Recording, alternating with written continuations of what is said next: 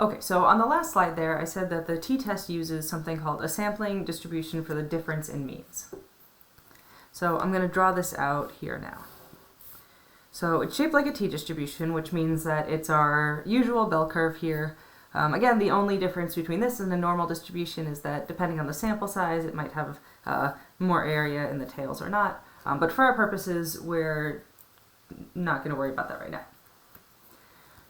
And what a t-distribution for the difference in means, which I'll just write sampling distribution for difference in means here.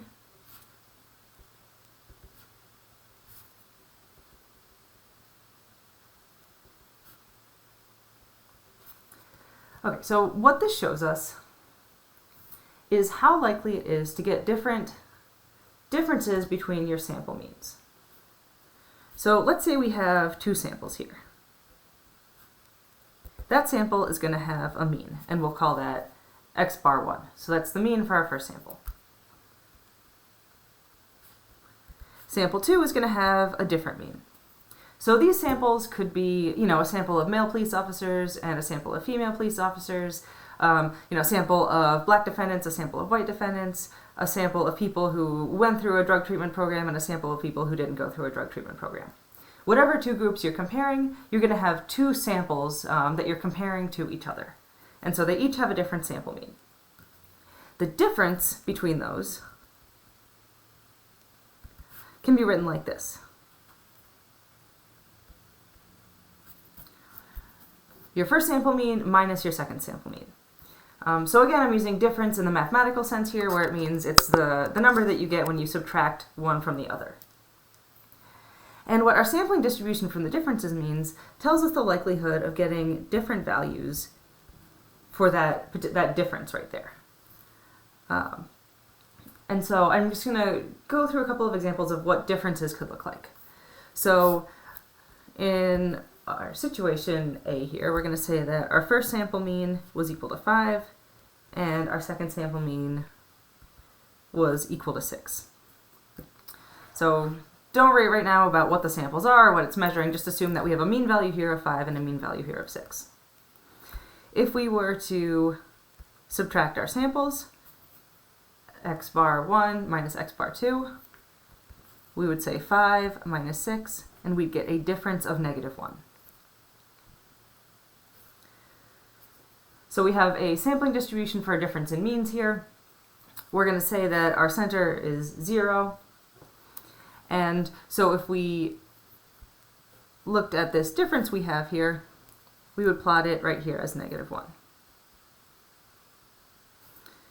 So for example A, we have a value of -1, where the center of our graph is 0. So our sampling distribution for a difference in means, we would say that if our samples have means of 5 and 6, our difference in means is 1, and we could plot it on the graph like this. So let's go through another example of differences that you could have in your sample means. This time around, whatever our samples were, we got a value of 6 in our first sample and a value of 2 in our second sample. Our difference in sample means, we're going to get by doing 6 minus 2, and we're going to come out with a value of 4. So we could also plot that on our graph. And that might be more like out here. So again, what we have on our x-axis in the graph are differences in a pair of sample means. So whatever samples you have and whatever means you get, you can find the difference between them, and you can plot it on this graph. So what this shows you here is the probability of getting a difference in sample means if the sample means come from populations that have means that are equal to each other. So I'm going to write that out. This is a sampling distribution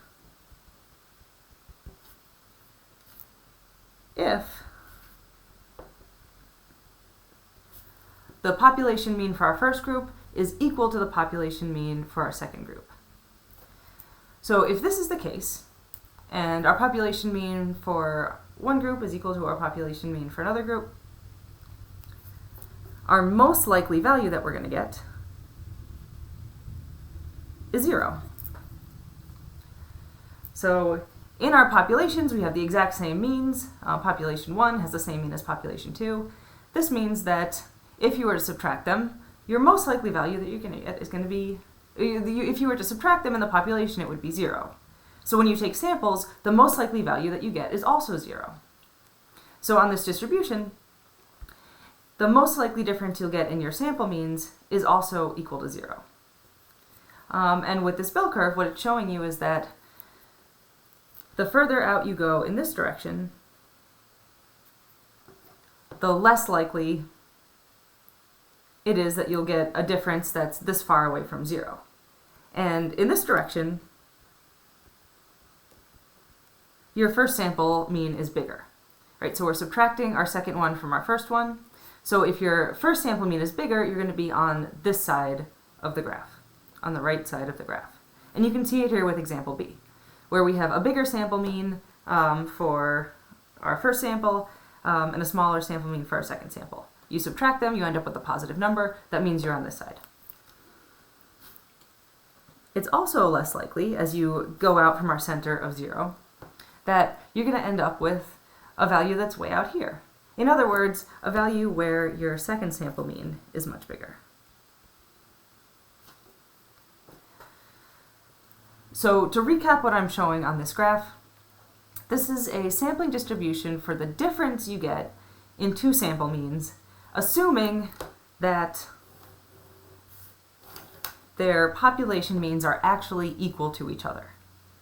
So if the sample 1 and sample 2 are coming from populations that actually have the same exact mean, the most likely thing that you'll see in a sample is that the two samples are going to have the same means to each other. And we see that because that's the peak on our probability distribution here, this sampling distribution. It's most likely that you're going to have a difference in sample means that's equal to 0, because that's what it is in the population. And it becomes less likely the further you go out that you're going to have one sample that's much bigger than the other one. And just as another quick example here, the difference in mean charts works no matter how big your samples are.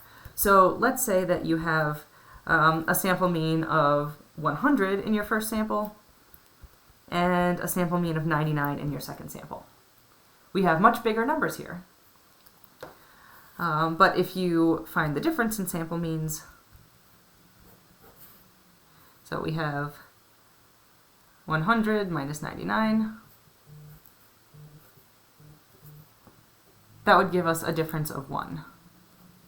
So we would be able to plot C right about here, even though these sort of raw numbers that we're looking at are much bigger. So again, what this graph is showing is the probability of getting different gaps between your two sample means. Assuming that those sample means came from a population, or from populations that had the same exact means as each other, which is what we're expressing here.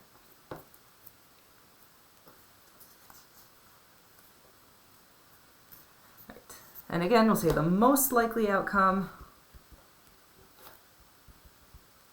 is that the difference is equal to 0.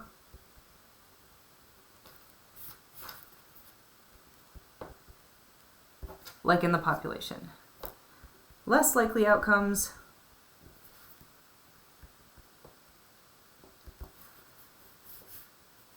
are that the differences are large.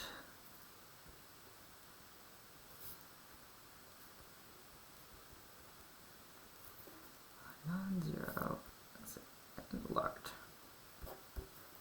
So most likely that you'll be here in the center with a difference of 0, and less likely that it will be something other than 0, and especially less likely that it will be something big, right? Because that's where our probability distribution tapers off.